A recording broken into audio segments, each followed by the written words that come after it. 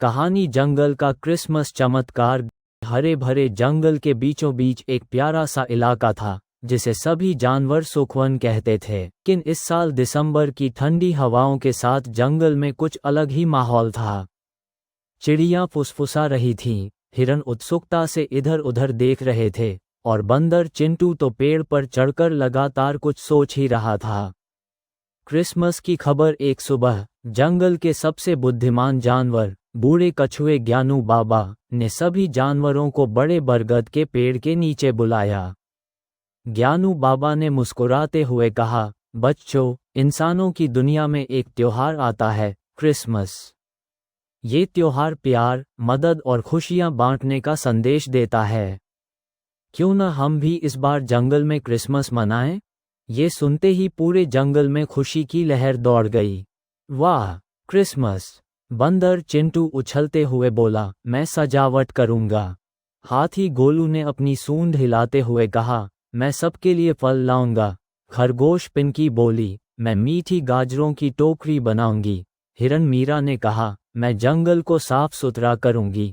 जंगल का Christmas tree सबने मिलकर जंगल का सबसे बड़ा और सुंदर देवदार का पेड़ चुना।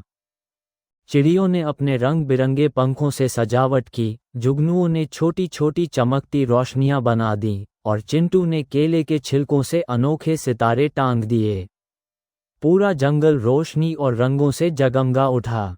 उदास लोमड़ी लुकू, लेकिन इस सारी खुशी के बीच एक जानवर था जो चुपचाप दूर बैठा था, लोमड़ी लुकू। लुकू हमेशा अकेला रहता था। उसे लगता था कि कोई उससे दोस्ती नहीं करना चाहता।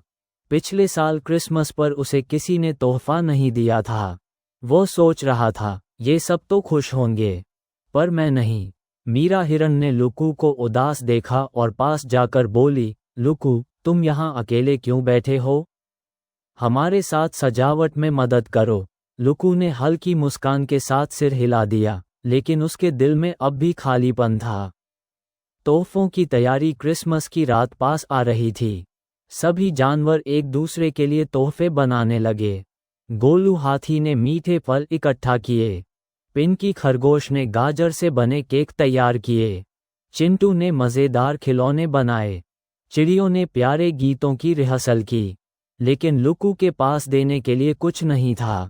वह बोला, मेरे पास किसी को देने के लिए कुछ भी नहीं है। ज्ञानू बाबा ने प्यार से कहा, लुकू, सबसे बड़ा तोहफा होता है दिल की भावना। क्रिसमस की रात, आखिरकार क्रिसमस की रात आ गई। चांदनी जंगल पर बिखर गई थी।